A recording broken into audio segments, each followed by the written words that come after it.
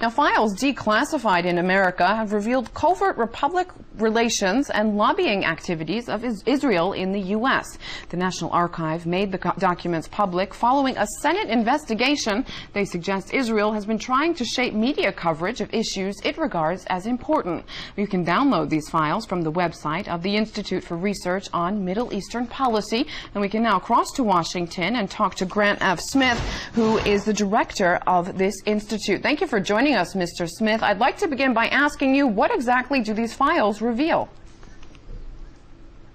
These files are from a sealed Senate investigation, which was the result of the Senate Foreign Relations Committee and the U.S. Department of Justice looking into groups that brought $36 million into the U.S. to plant stories in the U.S. media and promote Israeli foreign policy objectives in the United States.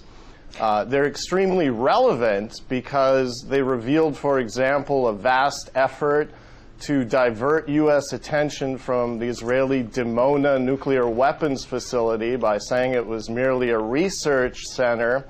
They carefully tracked how that story was playing in the U.S. media. And they also were using outlets such as The Atlantic magazine, funneling $50,000 into that magazine in a major effort to disrupt a U.S. peace proposal, which would have involved bringing some Palestinian refugees and allowing them to return to their homes and properties in Israel.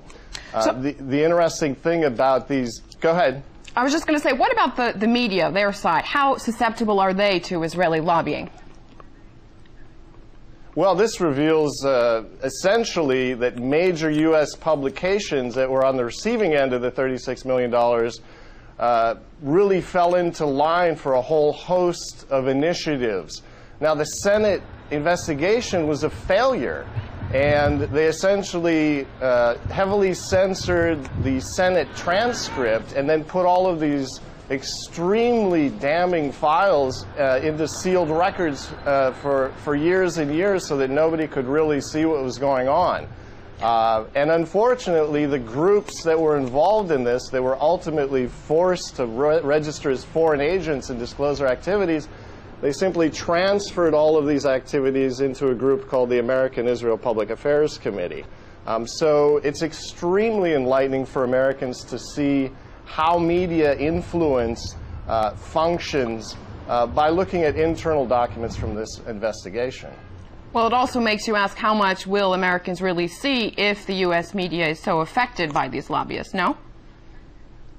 Well, yeah, that's exactly the case, because once again, you know, we're replaying history. Now, instead of trying to divert attention away from nuclear weapons in the Middle East, a magazine, again, The Atlantic, is on the forefront of an AIPAC drive to get the United States to attack Iran's nuclear facilities, again, now under the pretext that they're nuclear weapons sites. So for the United States, it's extremely important for people to see this media influence and the mechanics of it, because over the passage of time, this has only gotten worse.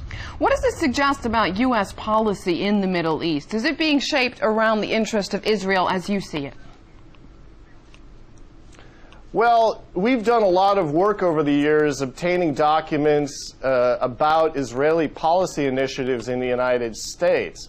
And the documentary record suggests a heavy influence on the part of Israeli politicians and various parastatal groups that work tightly with Israel without disclosing those relationships. They have successfully built a campaign financing system in the United States that's extremely effective at pushing Israeli objectives by withholding or dispersing campaign funding to U.S. politicians. So there is a high degree of control that's in place, but for your average American, it's almost completely hidden. Interesting stuff. Grant F. Smith, Director of the Institute for Research on Middle Eastern Policy, thank you very much for your time.